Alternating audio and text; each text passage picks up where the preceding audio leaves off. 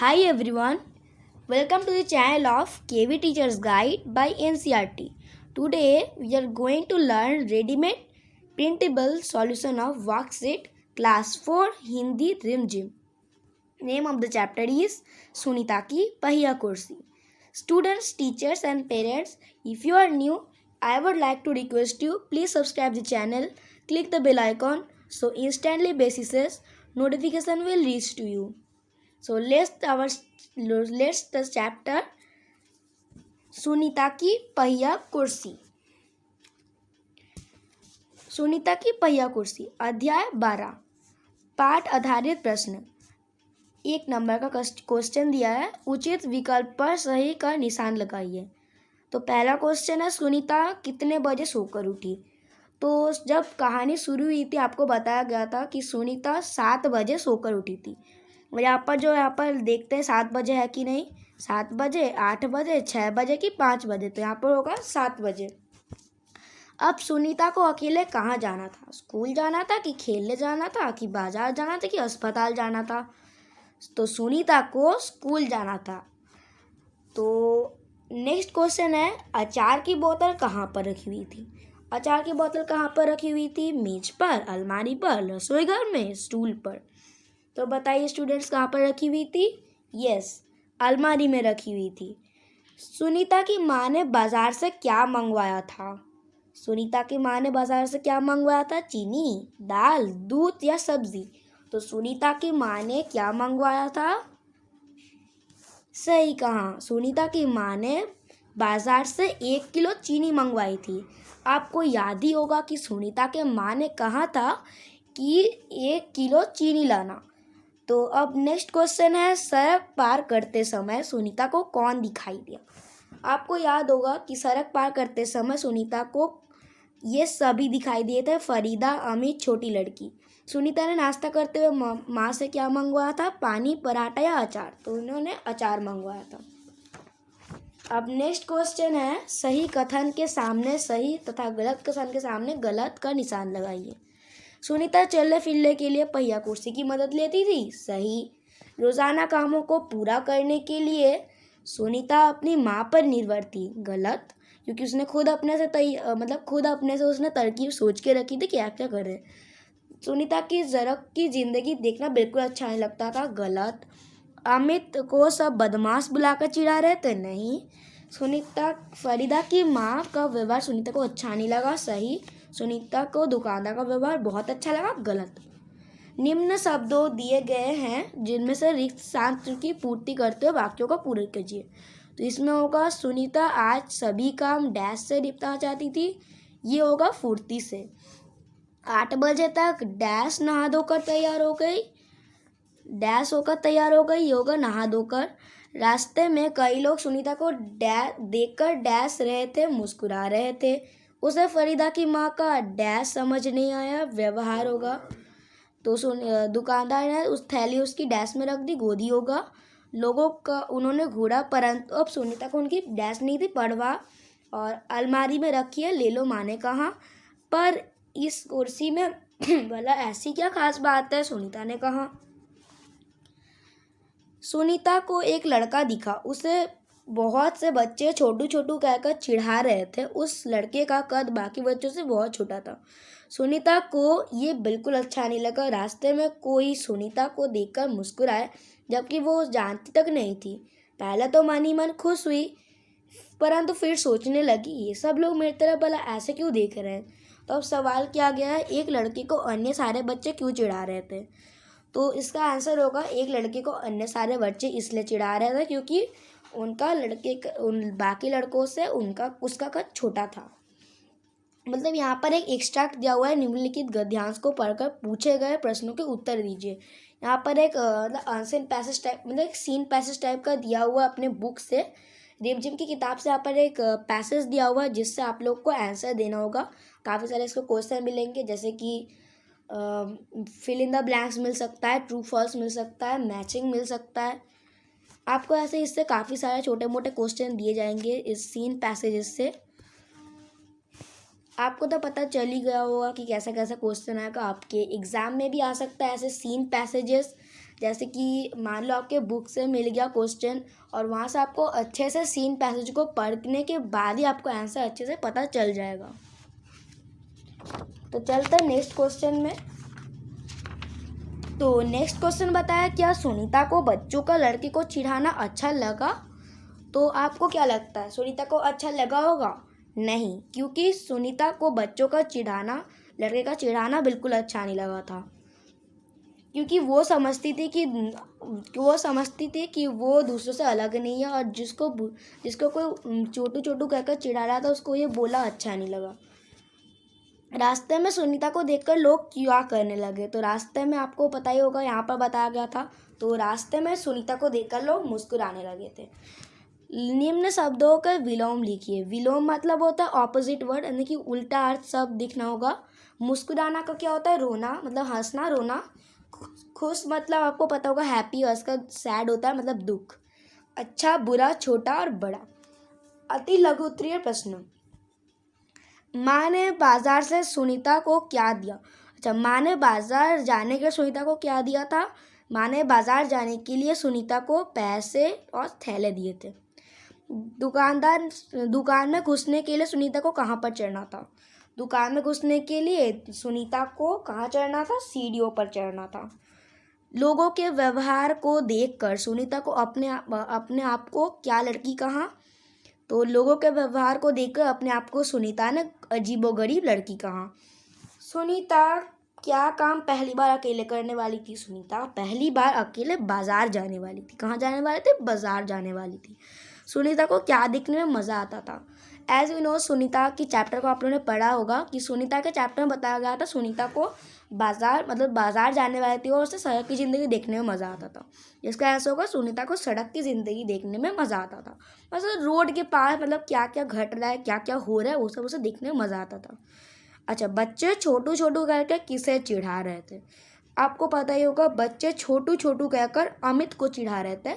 Amit gas एक लड़की तो दोस्तों, अमित एक लड़की का नाम है जो कद से छोटा था, और इसी के बारे में कहा गया था छोटू छोटू। अब देखते हैं नेक्स्ट क्वेश्चन बताया गया, दुकानदार ने सुनीता के मांगने पर चीनी कहाँ रखी? तो दुकानदार ने सुनीता के मांगने पर चीनी उसकी गोदी में रख दी। उसे गोद में लग दिया, मतलब वो समझता था कि सुनीता कमज़ोर है, इसलिए उसकी गोदी में रख दिया। सुनीता ने कौन कौन से काम करने कठिन थे? सुनीता के लिए कपड़े बदलना, जूते पहनना आदि काम कठिन थे। बाजार जाते हुए सुनीता को बच्चे क्या करते दिखे? बाजार जाते हुए सुनीता को खेलते हुए दिखे, क्योंकि आज रविवार था। सुनीता को देखकर लोग क्यों मुस्कुरा रहे थे? क्योंकि आपको पता ही होगा, अमित ने कहा था कि शायद तुम्हारे पहिया कुर्सी के लिए तुम्हें ऐसे देखते होंगे, तो इसलिए इसका आंसर होगा सुनीता को देखकर मुस्कुरा रहे थे, क्योंकि वो पहिया कुर्सी पर बैठी थी। रास्ते में मिली फरीदा ने सुनीता से किस चीज़ के बारे में पूछा? रास्ते में मिली फरीदा ने सुनीता से पूछा, या आप लिख सकते इस चीज़ के बारे में पूछा कि तुम्हारे पास से अजीबोगरीब चीज़ क्या है, या फिर आप लिख सकते हो उसके पास से अजीब सी चीज़ क्या है। अब है, सुनीता आज खुश क्यों थी? आपको पता ही होगा, सुनीता आज खुश इसलिए थी क्योंकि आज वो पहली बार बाजार जाने वाली थी।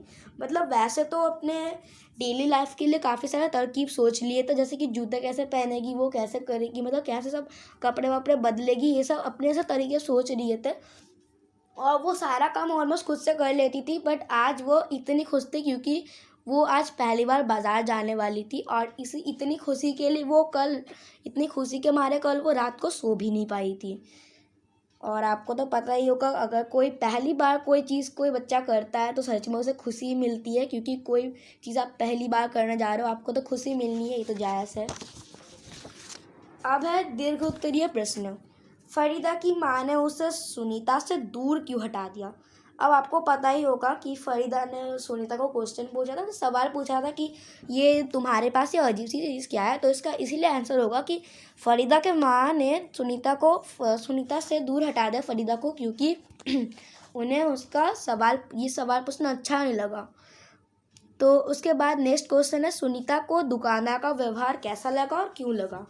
तो सुनीता ने जब चीनी मांगने के लिए अपने हाथ को बढ़ाया, तब दुकानदार ने वो चीनी की थैली उसकी गोदी में रख दी, और इसीलिए दुकानदार का व्यवहार उसे बिल्कुल अच्छा नहीं लगा, क्योंकि वो सोच रही होगी कि मैं एक लड़की और मैं दूसरे बच्चों की तरह ही हूँ, फिर भी मैं अपना हाथ बढ़ा कर चीनी ले जाना चाहती थी और उसने मेरे गोदी में क्यों रख दिया।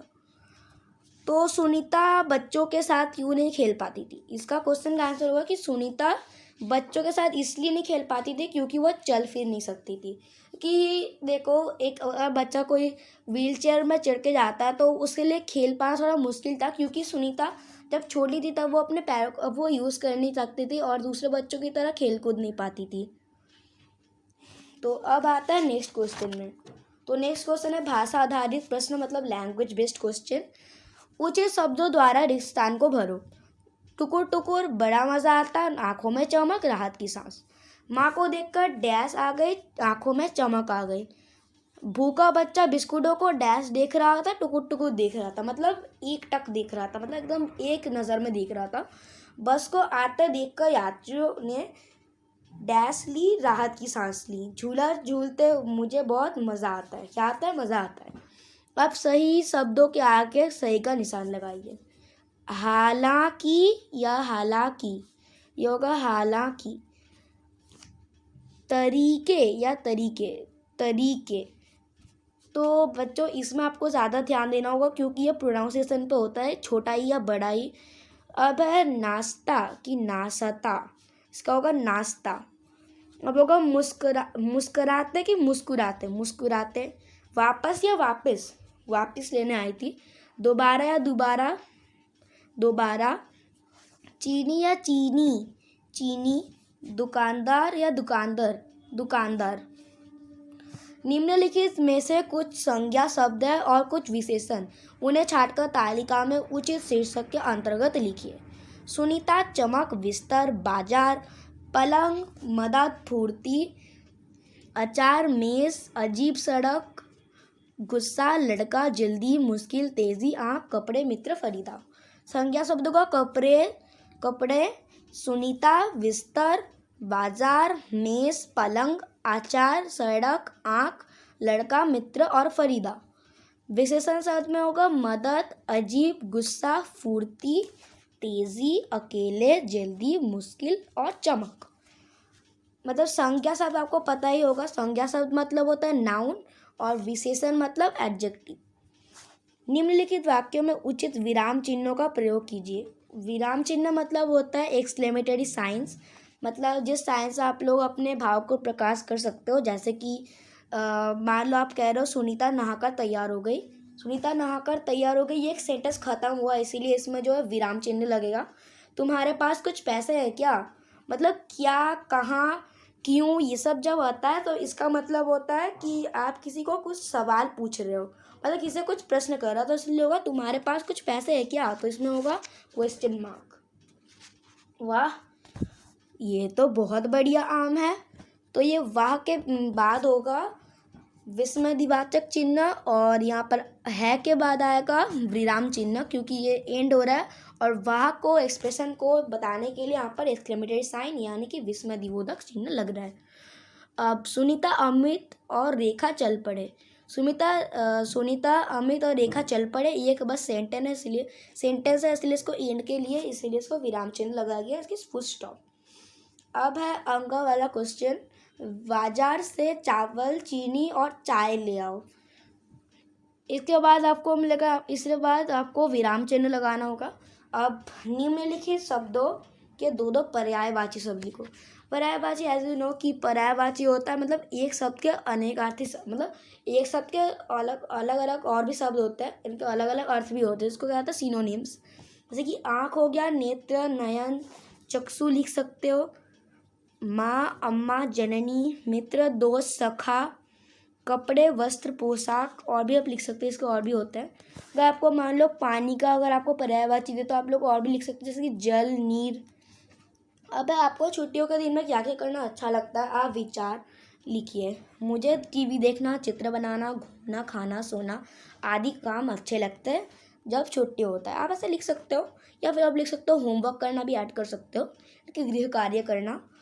अब अगर आपकी कक्षा में कोई बच्चा शारीरिक रूप में कमज़ोर, उसकी आप कैसे हेल्प करोगे, कैसे सहायता करोगे। मैं उसको चलने फिरने के मदद करूँगा और उसे ये एहसास दिलाऊँगा कि तुम किसी से कम नहीं हो और तुम हर बच्चे की तरह ही हर एक काम कर सकते हो और ऐसा मत समझना कि तुम हमसे अलग हो।